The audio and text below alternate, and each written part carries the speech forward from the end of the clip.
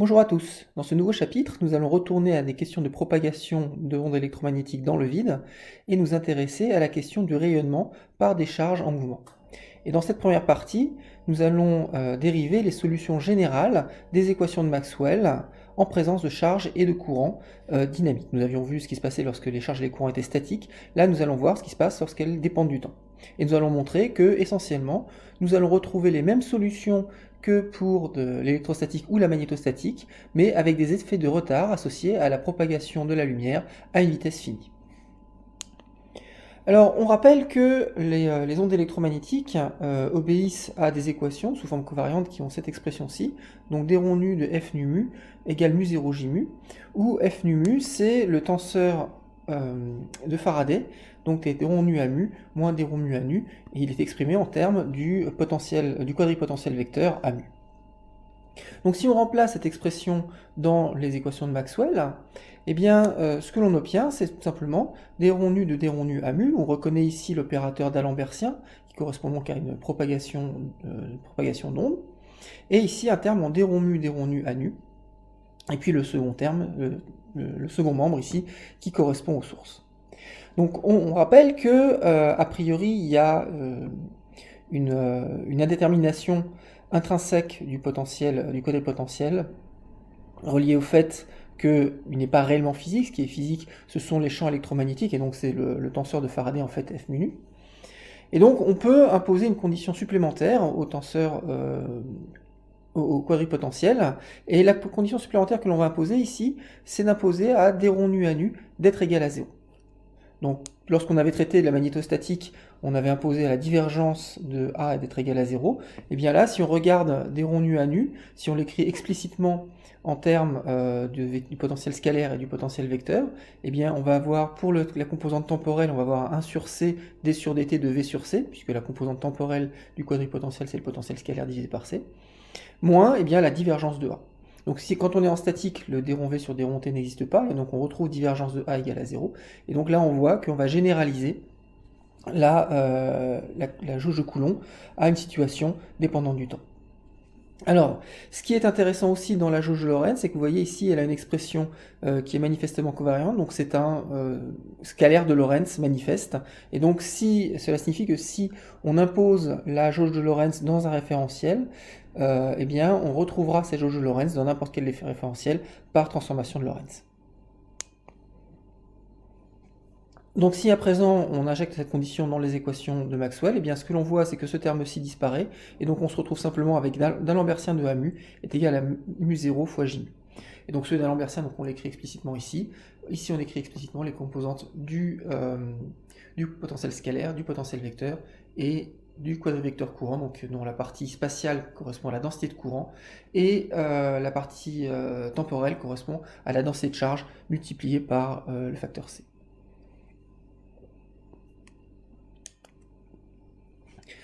Alors, on va procéder exactement comme dans le cas statique, c'est-à-dire que pour trouver la solution générale des équations de propagation, on va d'abord s'intéresser à la fonction de Green, c'est-à-dire une solution des équations dans laquelle on remplace le second membre, ici donc le quadrivecteur courant, par un terme impulsionnel, c'est-à-dire un Dirac. Alors avant c'était un Dirac uniquement spatial, ici il va être temporel, puisqu'on a une composante aussi temporelle dans l'équation aux dérivées partielles que l'on doit résoudre.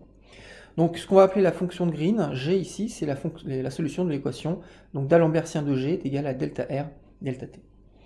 Alors un point intéressant à noter, c'est que le quadri Dirac, la quadridistribution de Dirac, est un scalaire de Lorentz, dans le sens où elle va prendre toujours la même forme dans tous les référentiels.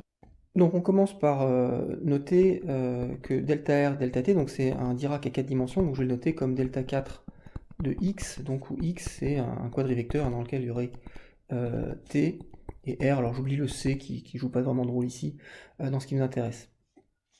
Et donc on va faire subir à ce x une transformation de Lorentz, donc on va poser x' est égal à lambda fois x. Et à ce moment-là, donc on va voir que delta 4 de x, c'est delta 4 de lambda moins 1 de x'. Et donc la question c'est qu'est-ce que c'est qu'un Dirac dont l'argument est modifié par une transformation linéaire. Alors, on va revenir à la définition d'un Dirac. Par définition, donc on fait agir le Dirac sur une fonction d'essai, donc on va écrire l'intégrale sur tout l'espace-temps de f de x fois f de x' plutôt, fois delta 4 de lambda moins 1 fois x'. Donc je vais reposer x égale lambda moins 1 de x'.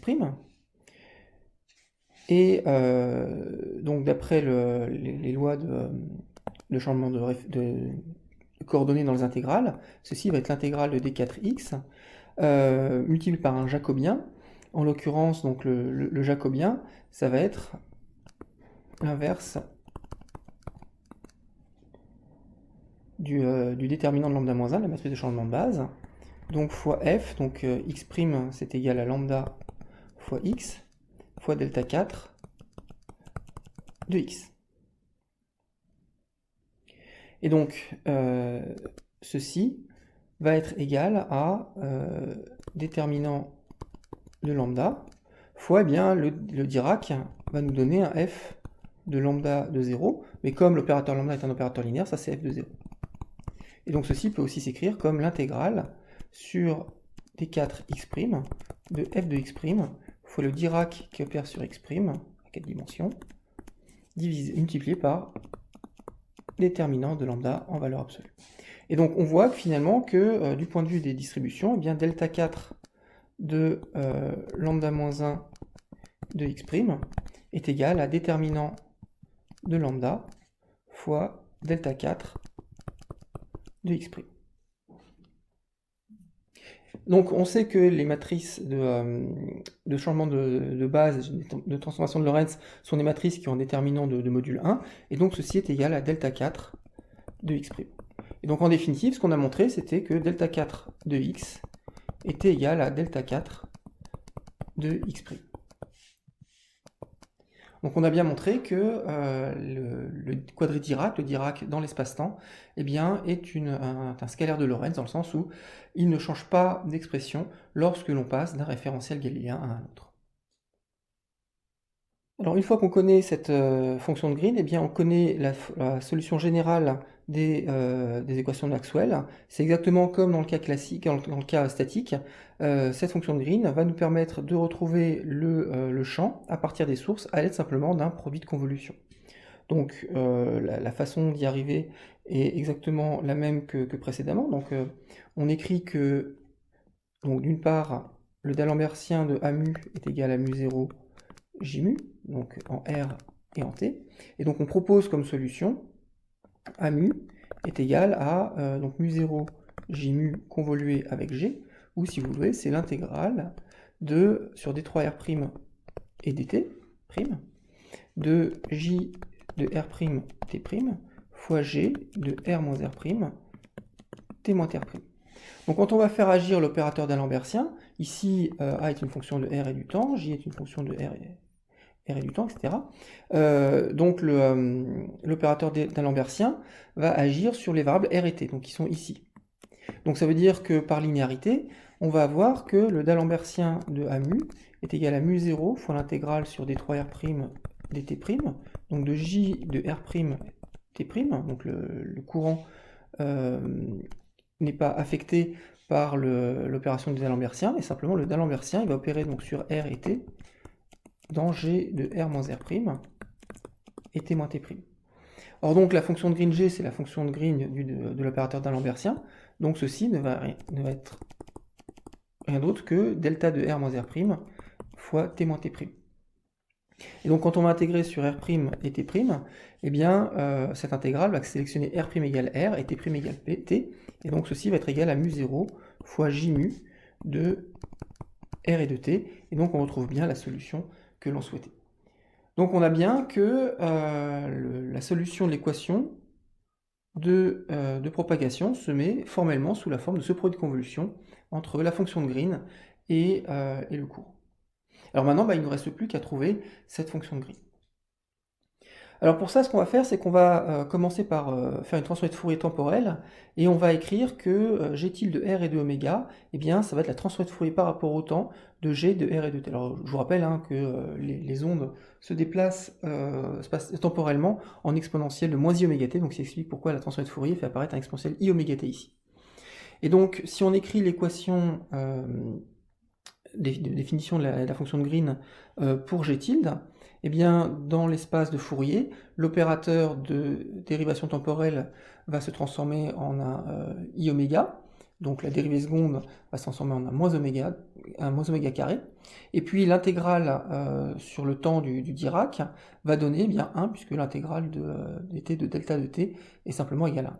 Donc voilà l'équation satisfaite par g tilde dans l'espace de Fourier. Maintenant, il va falloir résoudre cette équation.